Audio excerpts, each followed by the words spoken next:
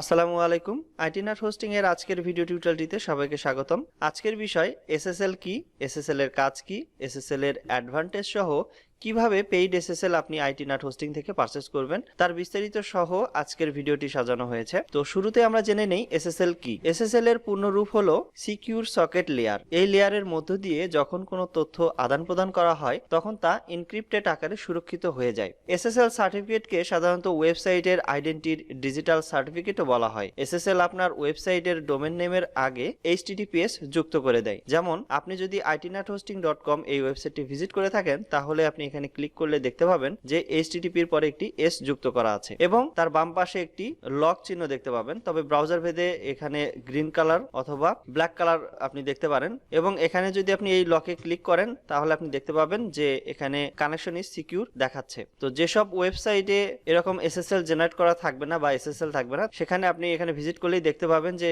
Not secure দেখাচ্ছে এবং HTTP পরে একটি S যুক্ত থাকবে না এবং এই লক চিহ্ন থাকবে না এবং এখানে রেড কালার থাকতে পারে। তো এটা নিয়ে আপনি দেখতে পাবেন যে বুঝতে পারবেন যে আপনার এই সাইটে SSL নেই। এখন আমরা জেনে আসি SSL এর কাজ কি। SSL ওয়েব ব্রাউজার এবং ওয়েব সার্ভারের মধ্যে একটি সুরক্ষিত টানেল তৈরি করে, যার ফলে যখন ওয়েব ব্রাউজার এবং ওয়েব সার্ভারের মধ্যে কোনো তথ্য আদান প্রদান করা হয় তখন এই সুরক্ষিত টানেলের মধ্যে দিয়ে তা হয়ে থাকে। যার ফলে যখন ওয়েব ব্রাউজার এবং ওয়েব সার্ভারের মধ্যে কোনো তথ্য আদান প্রদান করা হয় তখন তা এই সুরক্ষিত টানেলের মধ্য দিয়ে হয়ে থাকে। সুরক্ষিত এই টানেলের মধ্য দিয়ে ডাটা এনক্রিপ্টেড আকারে আদান প্রদান হবার কারণে তৃতীয় কোনো পক্ষ বা হ্যাকার এটি সহজেই অ্যাক্সেস নিতে পারে না। আর যদি কখনো অ্যাক্সেস নিয়েও ফেলে তা ডাটা এনক্রিপ্টেড থাকার কারণে ডিক্রিপ্ট করতে পারবে না।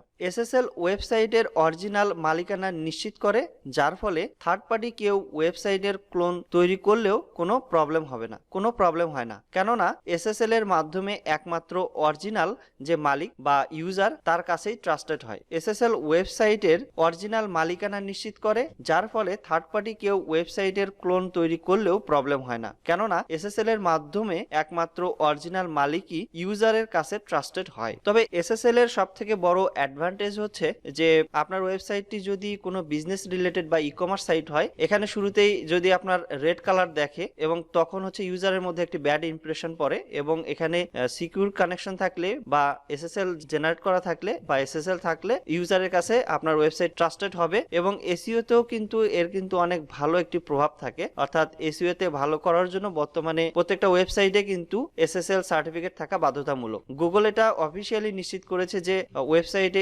SSL একটা র্যাঙ্কিং এর ফ্যাক্টর। তার মানে যে সাইটে SSL থাকবে সেই সাইটকে গুগল অতি দ্রুত র্যাঙ্ক প্রদান করবে। ধরেন আপনি আইটিনাট হোস্টিং এর ওয়েবসাইট থেকে কোনো একটি প্রোডাক্ট অথবা কোনো একটি সার্ভিস আপনি পারচেজ করছেন, তো যখন আপনি আইটিনাট হোস্টিং থেকে বা অন্য কোনো ই-কমার্স সাইট থেকে আপনি যখন কোনো কিছু কেনাকাটা করবেন সেখানে যদি এই SSL থাকে তাহলে আপনি যে পেমেন্ট গেটওয়ের মাধ্যমে তো আপনি যে ক্রেডিট কার্ড বা আপনি যে ডাটাগুলো দিবেন সেটা সিকিউর থাকবে। সেটা কিভাবে?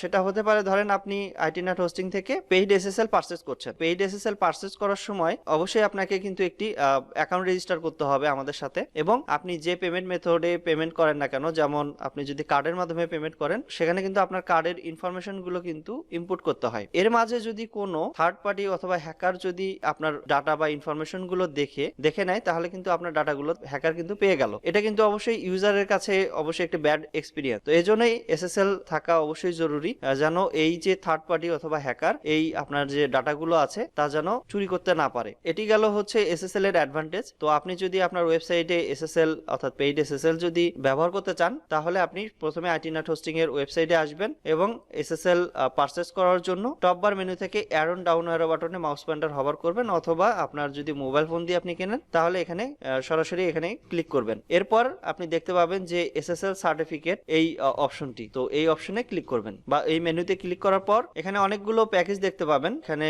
আমাদের কাছে আছে যেমন DV সার্টিফিকেট, OV সার্টিফিকেট এবং EV এবং ওয়াইল্ড কার্ড SSLটা হচ্ছে যে আপনি যদি এই SSL নেন তাহলে যে ডোমেনের আন্ডারে নেবেন এবং ওই ডোমেনের আন্ডারে যদি কোনো সাবডোমেন থাকে বা যতগুলো সাবডোমেন থাকবে সবগুলোতে অটোমেটিক ভাবেই এই SSL জেনারেট হয়ে যাবে। তো এটা একটি ওয়াইল্ড কার্ড SSL এর সুবিধা। এছাড়াও অন্যান্য SSL যদি আপনি নিতে চান সেটাও নিতে পারেন এবং এই SSL গুলো আপনি কোন কাজের বা কি সিকিউর প্রদান করে তা আপনি গুগল থেকে জেনে নিতে পারবেন। ধরেন আপনি এখানে প্রথম যে এসএসএল আছে অর্থাৎ ডিভি এসএসএল, তো এটি যদি আপনি পারচেস করতে চান তাহলে এই প্যাকেজে এসে স্টার্ট নাও বাটনে ক্লিক করতে হবে। তো এরপর আপনি যে এসএসএল সম্পর্কে এখানে বিস্তারিত জানবেন যে আসলে ডিভি এসএসএলটা কি এবং রিকমেন্ডেড ইউজেস কেস এখান থেকেও সব ডিটেলস জানবেন। এখান থেকে আপনি স্ক্রল করে আসবেন এবং স্ক্রল করলেই এখানে সার্টিফিকেট প্রাইসিং টেবিলটা দেখতে পাবেন। তো যদি আপনি এখানে র্যাপিড এসএসএল নিতে চান তাহলে এখানে বাই নাও বাটনে ক্লিক করুন, আর যদি এই Jio trust quick SSL premium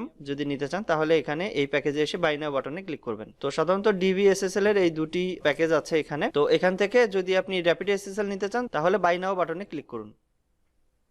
এরপর আপনাকে বিলিং সাইকেল সিলেক্ট করতে হবে। আপনি যদি 1 বছরের বেশি যদি কোনো ডোমেন পেইড এসএসএল নিতে চান তাহলে এখানে ডাউন অ্যারো বাটনে ক্লিক করে, তো সাধারণত যে কোনো পেইড এসএসএল 1 বছরের উপরে যে কোনো বিলিং সাইকেল আপনি নিতে পারেন, অর্থাৎ 1 বছর 2 বছর 3 বছর। তো এখানে আমাদের 1 বছরের জন্য সিলেক্ট করা আছে। আপনি যদি বেশি বিলিং সাইকেলের জন্য নেন তাহলে আপনি সরাসরি আমাদের সাপোর্টে যোগাযোগ করে আপনি বেশি বিলিং সাইকেলের জন্য নিতে পারবেন। তো এখানে ডিফল্ট ভাবে যেহেতু 1 বছর সিলেক্ট করাই আছে, তো এখানে আর কিছু পরিবর্তন করার দরকার নেই। আর যদি আপনি কোনো অপশন পান ফিউচারে 1 বছরের বেশি তাহলে আপনি সেই অনুযায়ী সিলেক্ট করতে পারেন। এরপর এখানে এ ডোমেন আই অলরেডি ওন, অর্থাৎ আপনি যে ডোমেনের আন্ডারে এই পেইড এসএসএলটি পারচেজ করতে চান, যে ডোমেনে আপনি এই পেইড এসএসএলটি ব্যবহার করতে চাচ্ছেন সেই ডোমেনটি এখানে দিতে হবে। আচ্ছা, আপনি যদি এখানে কোনো ভুল ডোমেন টাইপ করেন তাহলে কিন্তু এখানে তা কিন্তু দেখাবে। তো আমি এখন আমার ডোমেনটি সঠিক অ্যাড করেছি, এজন্য এখানে ভ্যালিড দেখাচ্ছে। তবে আপনি যদি এখানে অন্য কোনো আরো সার্ভিস অ্যাড করতে চান, অর্থাৎ কার্ডে অ্যাড করতে চান, যেমন আপনি হোস্টিং নিতে চাচ্ছেন বা ডোমেন নিতে চাচ্ছেন এবং সবগুলো কার্ডে অ্যাড করে একবারে পেমেন্ট করতে চাচ্ছেন, তাহলে এখানে আপনি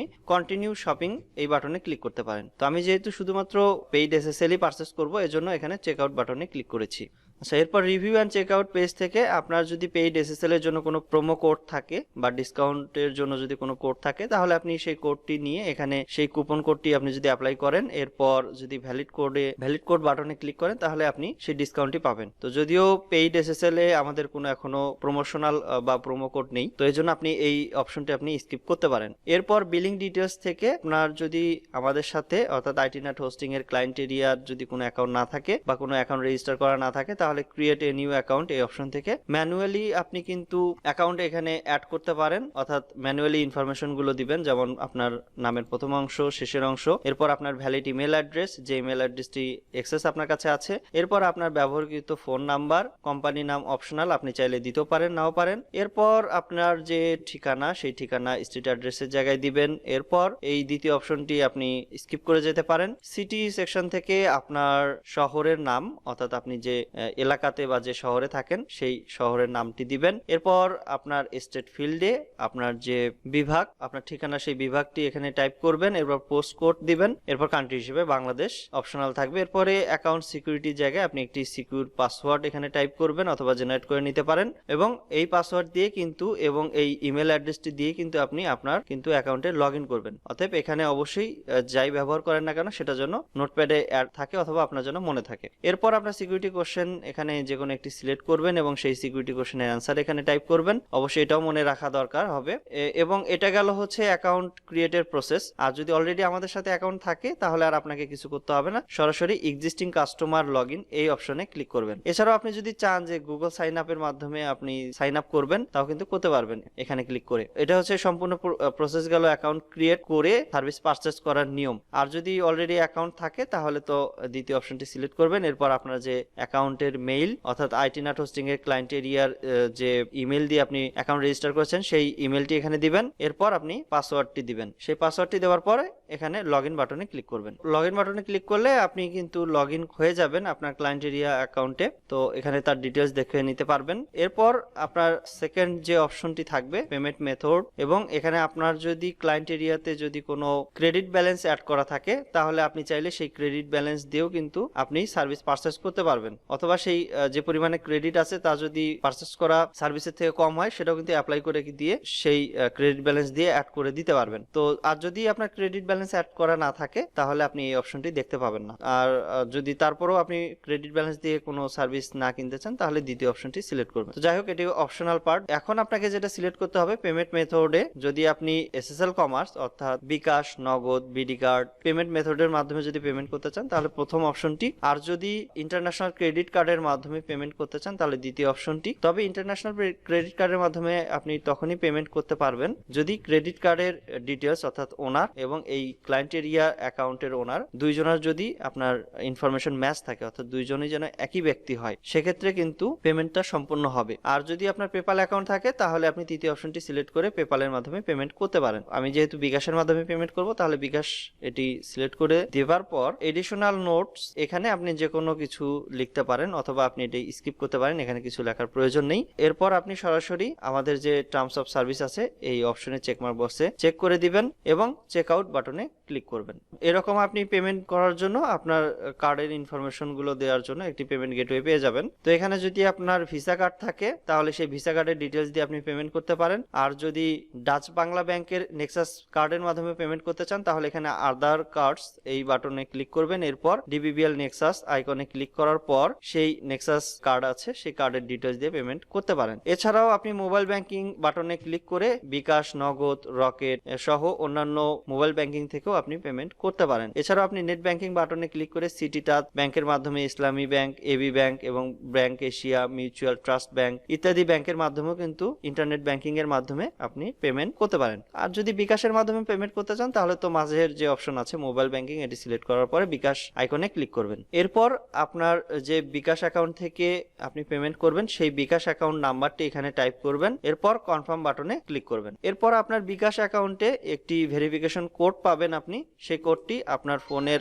মেসেজ অপশন থেকে বের করার পর সেই কোডটি আপনি এখানে টাইপ করবেন। এখন আপনি যদি এই বিকাশ ভেরিফিকেশন কোড যদি আপনার ফোনে না পান তবে রিসেন্ট কোডে ক্লিক করে কিন্তু আপনি এই ভেরিফিকেশন কোডটি পুনরায় রিসেন্ট করতে পারেন। তো যদি আপনি রিসেন্ট করেন তাহলে অবশ্যই লাস্টের ভেরিফিকেশন কোডটি এখানে দিতে হবে, না হলে কিন্তু কাজ করবে না। এরপর কনফার্ম বাটনে ক্লিক করুন। এরপর আপনি যদি আপনার বিকাশ অ্যাকাউন্টের পিন নাম্বারটি এখানে দিয়ে কনফার্ম করেন তাহলে আপনার সার্ভিসটি সাথে সাথেই পারচেজ করা হয়ে যাবে এবং এখানে কিছুক্ষণ অপেক্ষা করতে হবে পেমেন্টটি সম্পন্ন হবার জন্য। এবং পেমেন্টটি সম্পন্ন হয়ে গেলে আপনার পেইড এসএসএলটি অ্যাক্টিভ হয়ে যাবে। তখন আপনার এই এসএসএলটি কনফিগার করার প্রয়োজন হবে, অর্থাৎ সেটআপ করার প্রয়োজন হবে। আপনি যখন ওয়েবসাইটে আপনার এই পেইড এসএসএলটি সেটআপ করবেন ওয়েবসাইটে কিন্তু সেই এসএসএল কিন্তু অ্যাক্টিভ হয়ে যাবে। এবং আপনি যখন আমাদের কাছ থেকে যে কোনো সার্ভিসই কেনেন না কেন, কেনার পর আপনার ফোন নাম্বারে যেমন আপনি মেসেজ পাবেন, একই সাথে আপনি কনফার্মেশন ইমেইল, ওয়েলকাম ইমেইল এবং এসএসএল কমার্স থেকে পেমেন্টের একটি ইমেল পাবেন এবং আপনার যে সার্ভিসের যে লগইন ডিটেলস বা কনফিগারেশন সেটাও কিন্তু আপনি পেয়ে যাবেন আপনার ইমেইলে। তো এই ছিল আজকের মতো ভিডিও। এই ভিডিওর কোনো পার্ট যদি আপনার বুঝতে অসুবিধা হয় সেক্ষেত্রে এই ভিডিওর কমেন্ট সেকশনে জানাতে পারেন। এতক্ষণ আমাদের এই ভিডিওটি দেখার জন্য আপনাকে অসংখ্য ধন্যবাদ। আশা করছি এই ভিডিওটি আপনার হেল্পফুল হবে। তো সে পর্যন্ত ভালো থাকবেন, সুস্থ থাকবেন। আল্লাহ হাফেজ।